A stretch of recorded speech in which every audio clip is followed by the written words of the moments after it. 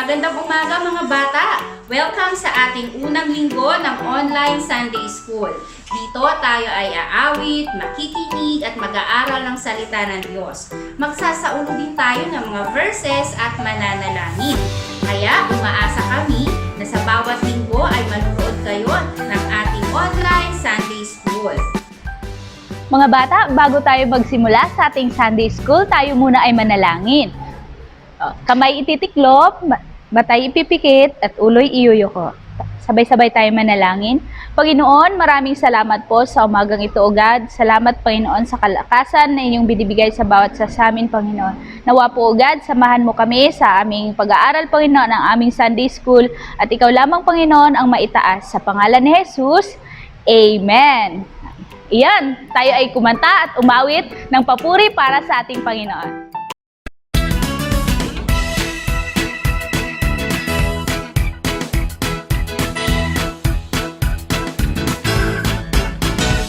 I've got peace like a river, I've got peace like a river, I've got peace like a river in my soul. I've got peace like a river, I've got peace like a river, I've got peace like a river in my soul. I've got love like an ocean, I've got love like an ocean, I've got love like an ocean in my soul. I've got love like an ocean, I've got love like an ocean, I've got love like an ocean in my soul. I've got joy like a fountain, I've got joy like a fountain, I've got joy like a fountain in my soul. I've got joy like a fountain, I've got joy like a fountain, I've got joy like a fountain in my soul. I've got peace, love, and joy like a river, I've got peace, love, and joy like a river, I've got peace, love, and joy like a river in my soul. I've got peace, love, and joy like a river, I've got peace, love, and joy like a river, I've got peace, love, and joy like a river in my soul. I've got peace, love, and joy like a river in my soul. I've got peace, love, and joy like a river in my soul.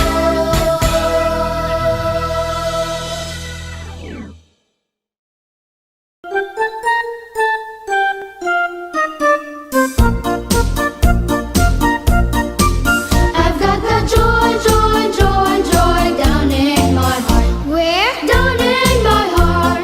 Down in my heart. I've got the joy, joy, joy, joy down in my heart. Where? Down in my heart to stay. And I'm so happy, so very happy. I've got the love of Jesus in my heart. And I'm so happy, so very happy. I've got the love of Jesus in my heart. I've got the peace that passes understanding down in my heart. Where? Down in my heart. Down in my heart. I've got the peace that passes understanding down in my heart. Where? Down in my heart to stay. And I'm so happy, so very happy. I've got the love of Jesus in my heart. And I'm so happy, so very happy. I've got the love of Jesus in my heart.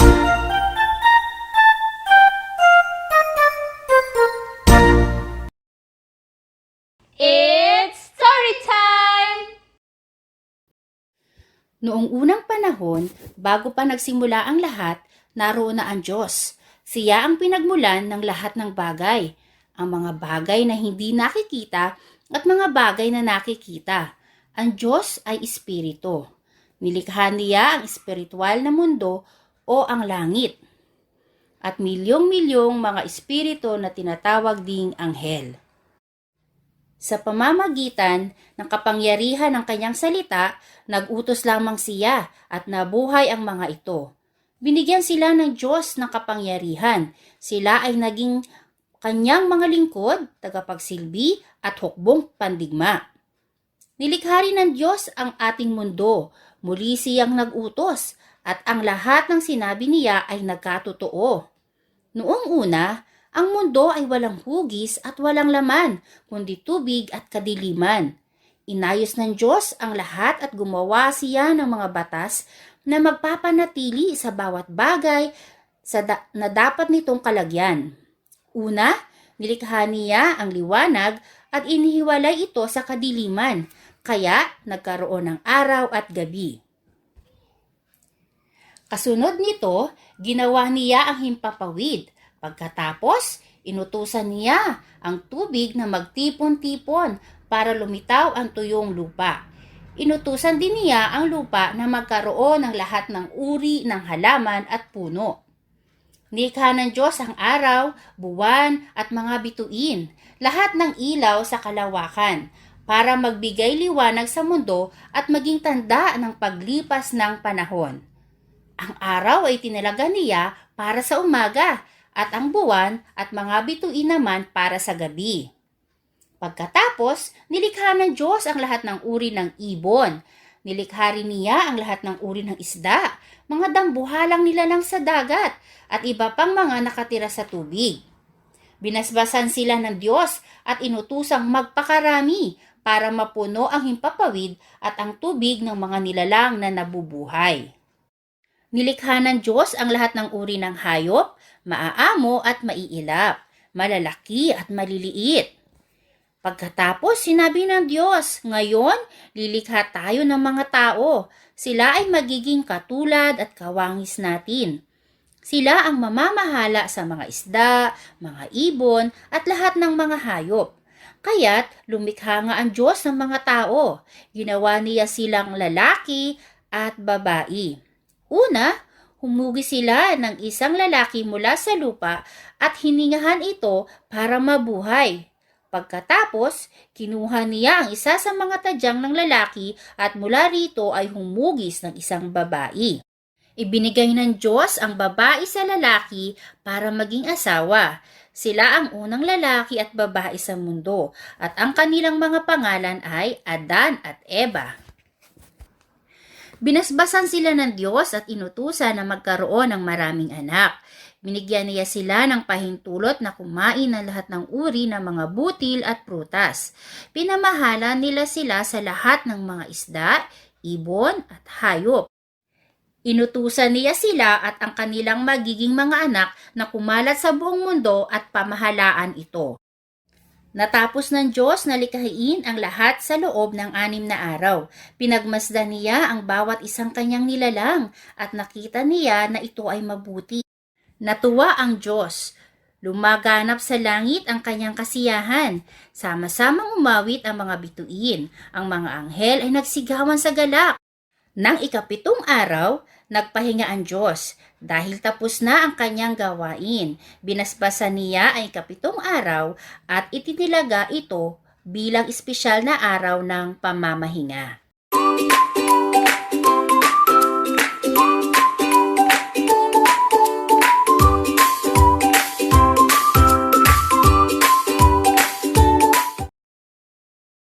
Ayan mga bata, may natutunan ba kayo sa ating aralin ngayong umaga?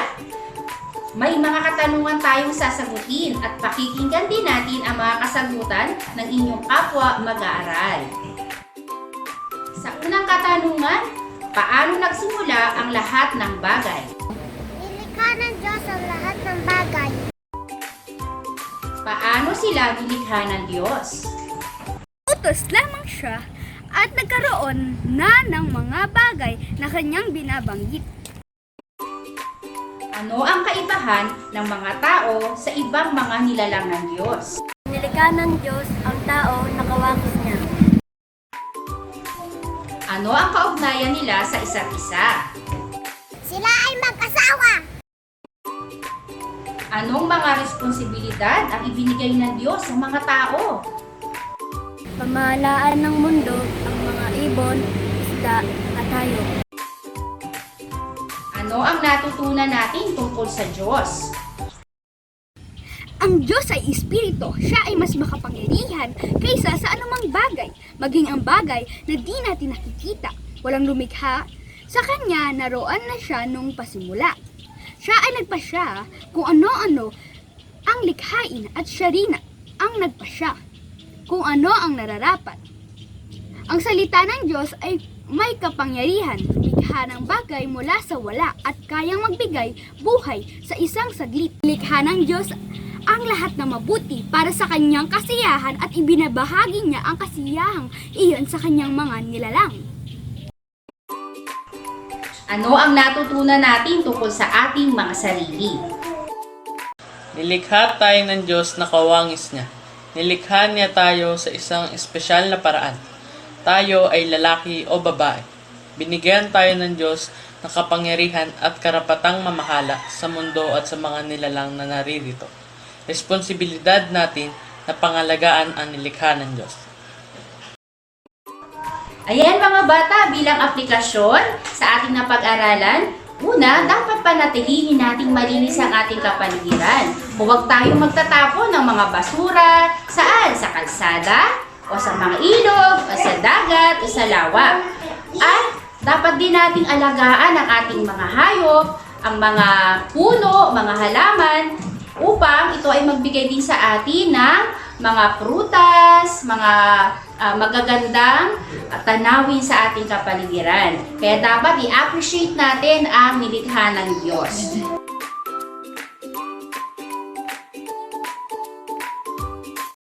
Mga classmate, ako po si Ate Alex. Tayo po ay magkakabisado ng verse o memory verse sa Colossus 1 verse 16. Basahin muna natin ang talata. Ang lahat na nasa langit at lupa, nakikita man ito o hindi, nilikha ng Diyos. Ngayon naman, gagawan natin siya ng action. Sige na? 1, 2, 3, go! Ang lahat ng nasa langit, turo sa taas, at sa lupa, turo sa baba, lagyan ng circle sa kamay, lagay sa mata, nakikita, at hindi, lagay sa mata, ito, nakikita man ito, hindi, nilikha ng Diyos. Very good! Ngayon, sabay-sabay tayo magbigkas ng ating talata. Ang lahat na nasa langit at lupa, nakikita man ito o hindi, nilikha ng Diyos. Colossus 1 verse 16. Bye-bye! Lahat ng nasa langit at lupa, makita man o hindi, nilikha ng Diyos. Colossus 1:16.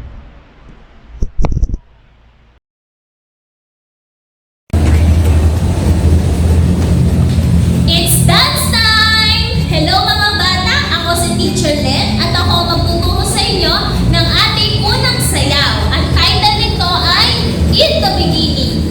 Okay, so ready na kayo? Tayo kayo at tayo ay sasayaw. So para po sa ating chorus, ganito lamang ang gagawin. Genesis, Genesis, verse 1:1, verse 1:1. In the beginning, God created the heavens and the earth. Day 1, He made the light. Darkness did abound. And 1, 2, 3, 4, 5, 6, 7, 8. The world was spinning round. Okay? Day 2, He made the waters. It's enough to laugh. Ha, ha. I'm reminded every time I have to take Hembot. Yan. And then chorus ulit yun. Genesis, Genesis. Verse 1:1, verse 1:1. In the beginning, God created the heavens and the earth. Day 3. Guess what He made? Sailor, palakpak, shout, hooray! The 7 seas, yan, all came to be on that special day. Day 4, He made the sunshine, the star and moon above. In heavens, that 1, 2, 3, 4, I see the Father's love. Day 5, He made the sparrows, lipad tayo, and every bird that flies.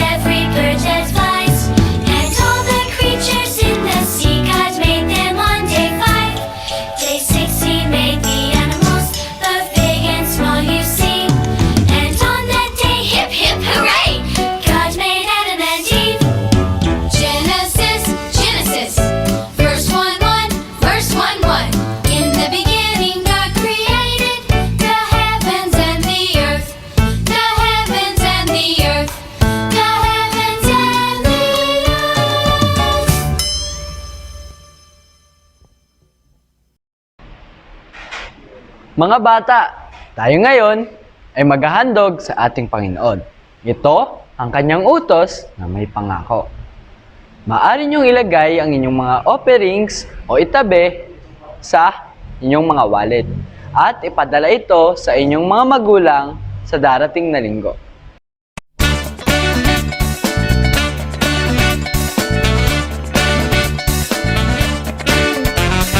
We bring sacrifice of praise into the house of the Lord. We bring sacrifice of praise into the house of the Lord.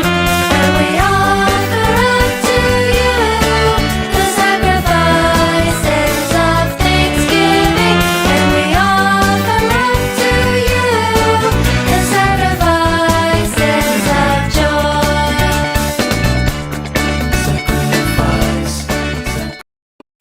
Ayan, at dyan nagtatapos ang ating unang linggo ng pag-aaral ng salita ng Diyos. Tayo ay mananalangin, sama-sama tayong dudulog sa ating Panginoon.